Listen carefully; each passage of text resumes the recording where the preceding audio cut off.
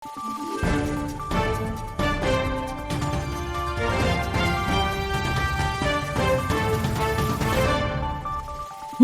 araw, Pilipinas! Ito ang Valiente News sa sa inyo ng Office of the Vice President. Bumisita si Vice President Inday Sara Duterte sa St. Peter the Apostle Church sa bayan ng Vinzon sa Camarines Norte. Ang iba pa sa mga naging lakad ng pangalawang Pangulo, alamin natin sa report na ito. Kasabay ng pagbisita ni Vice President Inday Sara Duterte sa Camarines Norte ay ang kanyang pagpunta sa St. Peter the Apostle Church sa bayan ng Vinzons.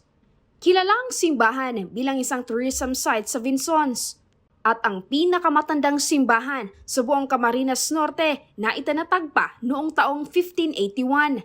Ayon kay Inday Sara, panalangin niya ang kapayapaan at kaligtasan ng bayan. Binisita rin ng pangalawang Pangulo ang Gabaldon Museum na nasa loob mismo ng Vinzons Pilot Elementary School. Ang pagpapatayo ng Gabaldon Museum ay isa sa mga programa ng Kagawaran ng Edukasyon. Ang naturang museum ay nagsasalamin mismo sa mayaman na kasaysayan ng bayan ng Vinzons.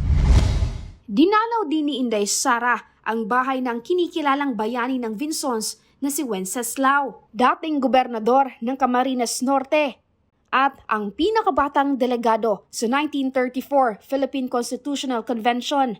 Naging guerrilla leader din ito noong panahon ng pananakop ng mga Hapon. Ang bahay ng Wenceslao ay inayos at ginawang museum at isa na ngayon sa mga tourism heritage ng Vinzons. Ako po si Maribeth Hadlawan, lahat para sa Diyos, bayan at pamilyang Pilipino. Valiente News. Mga kawani ng OVP sabay-sabay na nagtanim ng puno sa isang lugar sa Leyte. Ako si Claudette Loreto para sa makabuluhan, naninindigan at matapang ng mga ulat at impormasyon. Maraming salamat!